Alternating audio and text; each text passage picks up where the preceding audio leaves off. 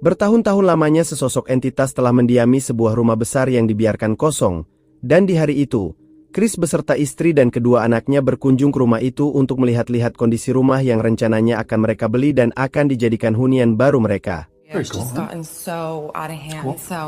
Di dalam rumah itu, anak perempuan Chris yang bernama Chloe terlihat sedang memperhatikan sebuah cermin tua yang berusia 100 tahun. Sedangkan Tyler si sulung sedang asik dengan HP yang dipegangnya. Dan dalam hal ini, istri Chris yang bernama Rebecca sudah merasa cocok dengan rumah itu yang menurutnya sangat mendukung untuk perkembangan karir Tyler sebagai perenang profesional. Namun tidak bagi Chris yang memikirkan kondisi mental Chloe yang baru saja kehilangan sahabat terdekatnya dan merasa belum saatnya mereka pindah rumah.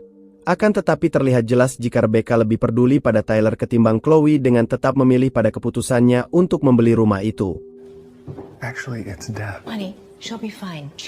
Setelah menyepakati harga yang ditawarkan untuk rumah itu pun akhirnya terlebih dulu direnovasi. Namun keanehan terjadi saat beberapa pekerja menolak untuk masuk ke dalam rumah karena merasa ada yang tak beres dengan rumah itu.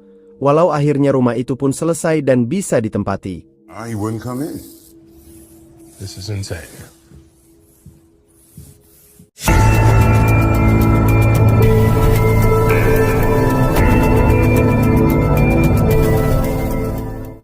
Ketika Chris dan keluarganya sudah menempati rumah itu, terlihat jelas kedekatan yang terjalin antara Rebecca dan Tyler, di mana hal itu berbanding terbalik dengan Chloe yang selalu terlihat murung sepeninggal sahabatnya yang bernama Nadia dan sering menghabiskan waktu di kamar, di mana saat itu ia merasakan hadirnya sesuatu di dalam kamar yang seperti berasal dari sebuah lemari yang terdapat di kamar tersebut yang ia pikir adalah arwah Nadia yang datang untuk menyapanya.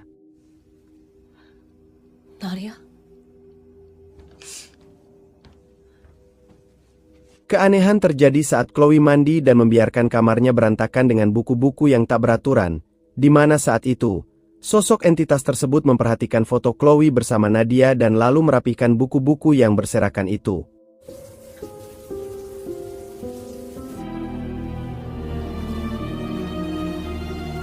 Chloe yang baru selesai mandi pun berteriak terkejut melihat buku-buku tersebut telah rapi, di mana hal itu mengundang perhatian sang ayah. Namun Chloe lebih memilih diam dengan mengaku jika ia baru saja melihat seekor tikus yang masuk ke kamarnya.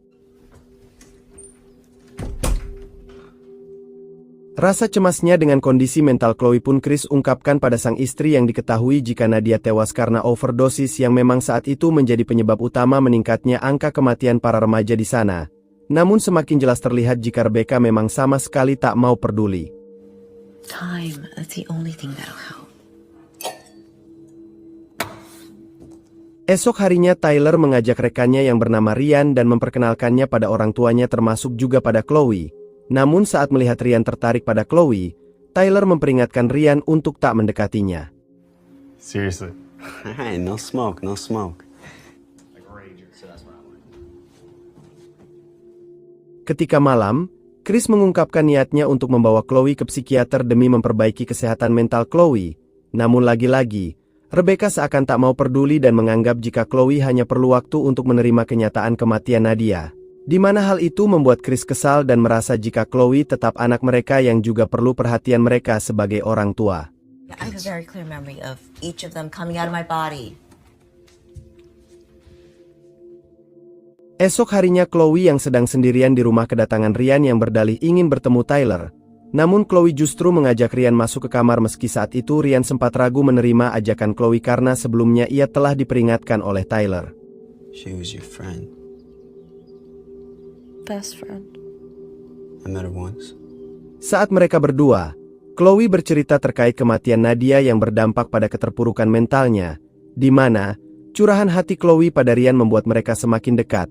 Namun setelah itu, And the sides are mud, and you can't get out. Nothing. Nowhere. I don't know.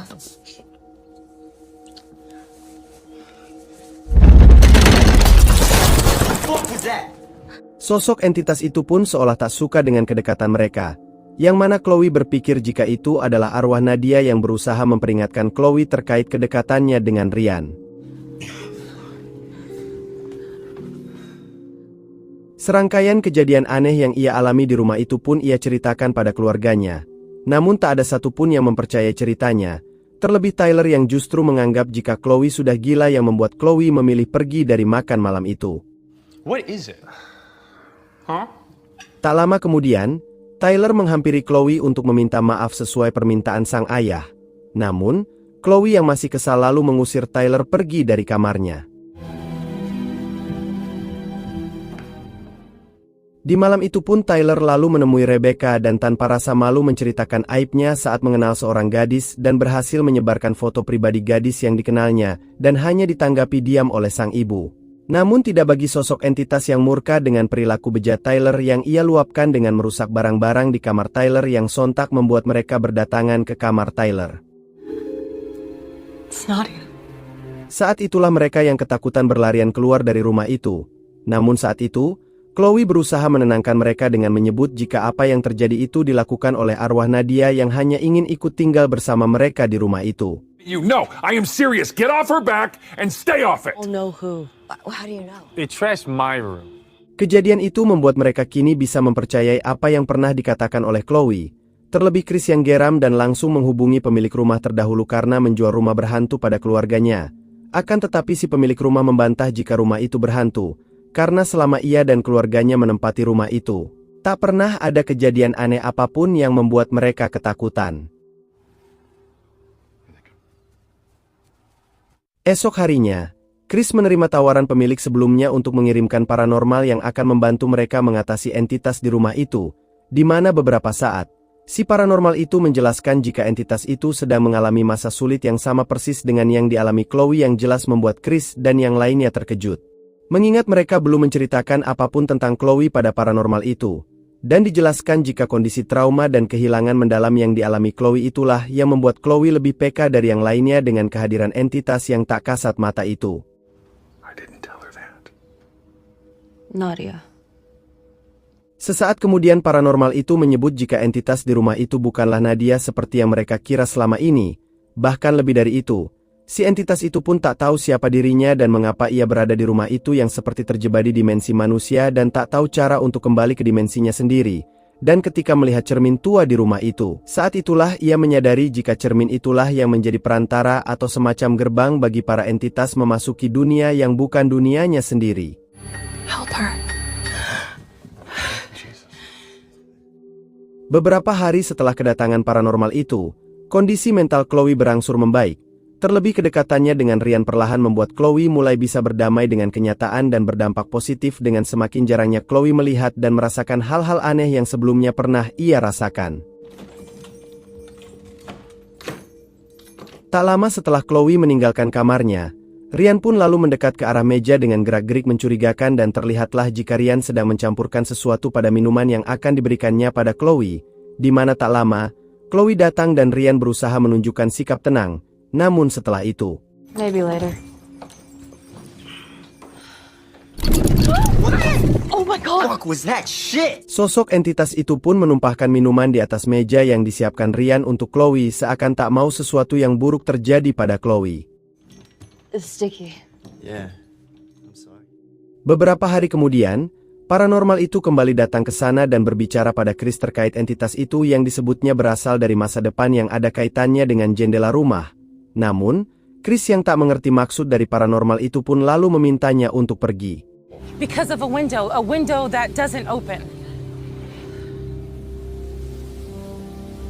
Scene beralih pada satu momen saat Ryan datang berkunjung di hari Chris dan Rebecca sedang pergi, di mana saat itu, Ryan membuat 2 gelas minuman yang akan diberikannya pada Tyler dan Chloe, dan setelah membujuk Tyler dengan segala cara, Tyler pun akhirnya meminum minuman yang telah dicampurkan obat tidur yang membuatnya tak sadarkan diri hanya dalam hitungan menit.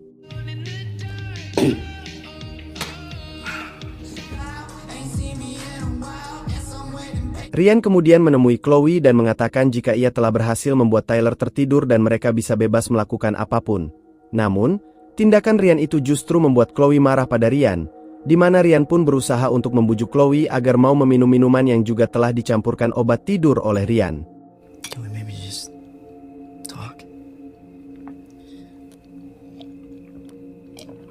Entitas itu pun menyadari bahaya yang akan terjadi dan berusaha mencegah Chloe meminum minuman itu. Namun karena kondisi mental Chloe yang telah normal membuat Chloe tak bisa lagi berinteraksi ataupun merasakan kehadirannya di sana, Dan alhasil, Chloe akhirnya meminum minuman itu dan lalu tak sadarkan diri. Yeah, just relax. Tak lama setelah itu, Ryan mempersilahkan Chloe untuk berbaring dan perlahan Chloe pun mulai tak sadarkan diri. Dan disinilah terungkap sisi gelap Ryan ketika ia membekap mulut Chloe dengan lakban dan lalu melepasnya ketika Chloe mulai kesulitan bernapas. Di mana hal itu terus dilakukan berulang kali seolah Ryan sangat menikmati permainannya.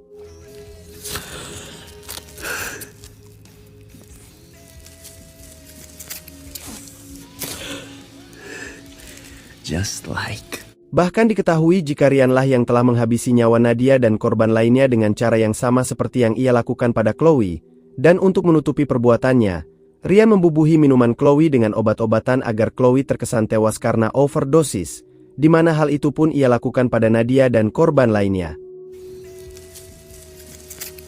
Mengetahui situasi bahaya sedang dihadapi Chloe, entitas itu berusaha untuk menyelamatkannya dengan membangunkan Tyler, walau meski kondisi Tyler yang berada di bawah pengaruh obat membuat Tyler sempat kesulitan untuk bangun.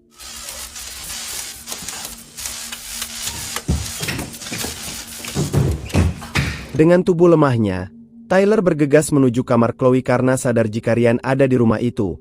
Dan betapa terkejutnya Tyler melihat nyawa Chloe berada dalam bahaya di tangan Ryan. Hingga setelah itu, Tyler dan Ryan jatuh bersamaan dari jendela kamar Chloe yang berada di lantai 2 yang membuat keduanya tewas ketika.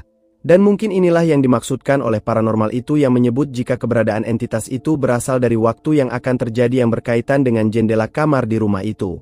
We'll be outside. Take as long as you need.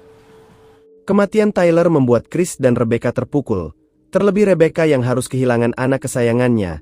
Hingga dengan kondisi mental yang terguncang, mereka memutuskan untuk meninggalkan rumah itu seiring dengan Rebecca yang kini mulai mampu merasakan kehadiran entitas itu secara nyata karena lemahnya mental Rebecca pasca kematian Tyler. Hingga suatu hari, Rebecca kembali ke rumah itu dan berjalan menghampiri cermin tua yang berusia 100 tahun itu. Dan di sanalah ia menyadari jika selama ini entitas itu adalah arwah Tyler yang datang ke dimensi manusia melalui cermin tua untuk menyelamatkan Chloe sang adik.